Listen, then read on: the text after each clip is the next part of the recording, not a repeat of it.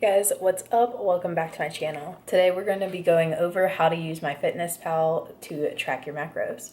So go ahead and download MyFitnessPal. It's free on the App Store, it's free on the Play Store. Wherever you need to get it, go ahead and go get it. So it looks like this.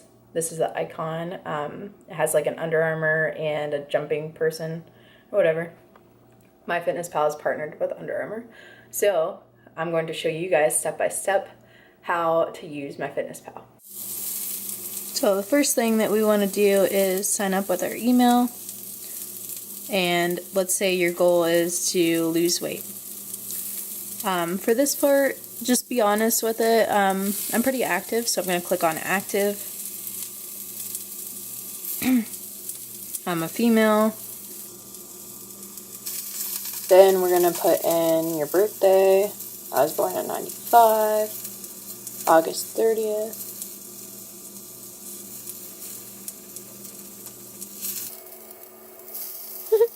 Then the next step is going to be putting in your height and your current weight. You just want to be as honest and accurate as possible with this.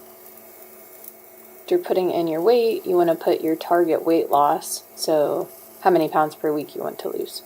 MyFitnessPal gives you a goal calorie range, but we're going to ignore that and continue to set up our account.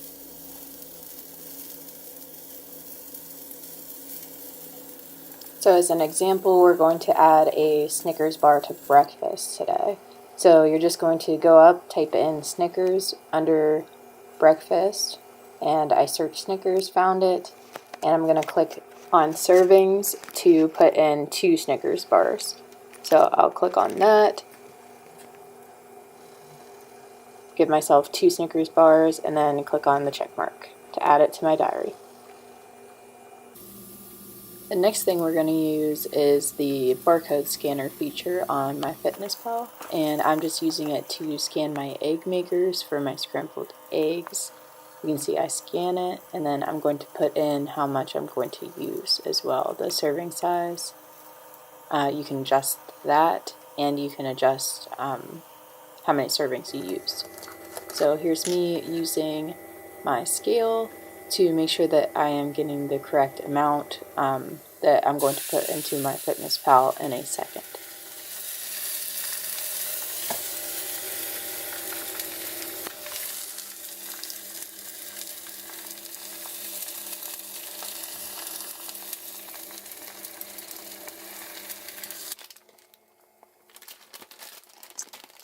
Next, I'm doing the same thing using the barcode scanner to do my hash browns.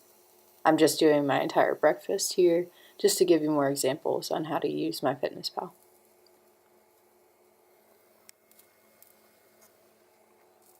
And here I'm going to show you, you can look at your calories and nutrients, scroll through there, and then you can click on macros in the top right hand corner. And this is the pie chart that I have all my clients focus on. Okay, so we went over how to track macros on foods by searching them, and we've went over how to track foods by scanning them, which is going to be your easiest. The next part is the restaurant part. So we're going to use a few different restaurants for examples.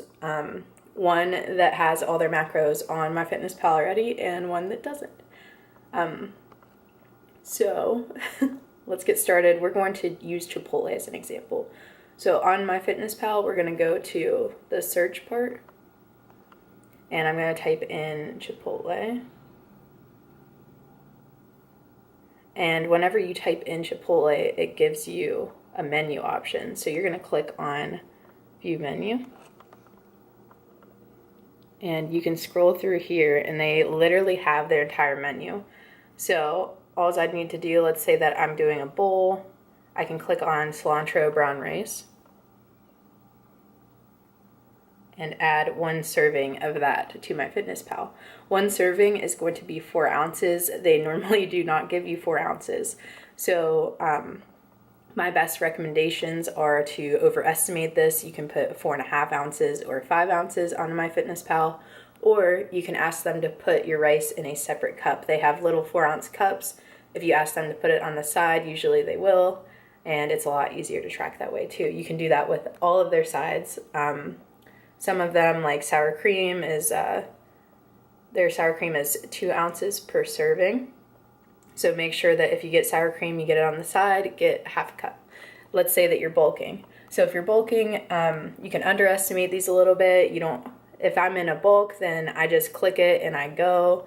If I'm cutting, then I try to stay more accurate with it, just so that I'm not over consuming calories. When I'm in a bulk, I would rather over consume than under consume.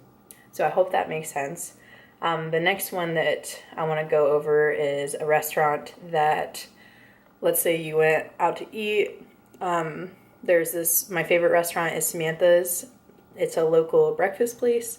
That place doesn't have its menu on MyFitnessPal. Or let's say that, your friends brought over a casserole, or you went to Easter and your mom made a casserole and you don't really know what's in it. You can kind of search and guess on here. The same thing applies. You want to underestimate if you're leaning out, so cutting your calories. You want to overestimate if you're bulking. So I'm going to use the example of Samantha's. So my favorite thing at Samantha's is stuffed French toast. So I'm going to type in stuffed French toast and search that. And what comes up is a few different things. I see one of them is 750 calories. There's a generic stuffed French toast recipe. There's a few on here to choose from. So I know the stuffed French toast at Samantha's has like 2 slices, a lot of cream cheese. I get whipped cream on top, lots of fruits. So I'm going to go with the highest calorie one on here, which is 750. Now that's a lot, but if I'm going to Samantha's, it's probably for a refeed or a cheat meal anyways. So I would add that into MyFitnessPal to track it. Casserole. And we'll search that. Right. The first one that comes up is Campbell's, sorry, 1 cup of green bean casserole, and it shows up right here. We're just going to click that one. Anything that you see that has the green beside it, that just means that it's verified, it's correct. So those ones are good ones to go with if you're trying to search for things like this. So I would click 1 serving of that, because let's say I just got like a cup's worth. And yeah, it's that easy, guys. It's so easy. So if you think that you don't have time to track your macros, you're wrong. If you have time to get on Facebook or Instagram, scroll through some things, then you have time to track your food. The first thing that you want to start with, like I said in my last video, is tracking your food on paper first. So get 5 days worth. Sorry, my hand's brown from tan. Get 5 days worth of food in a food diary tracked before you go to MyFitnessPal. Once you have those 5 days, track all 5 days, and you're going to find your average. So once you have your average, you can kind of go from there.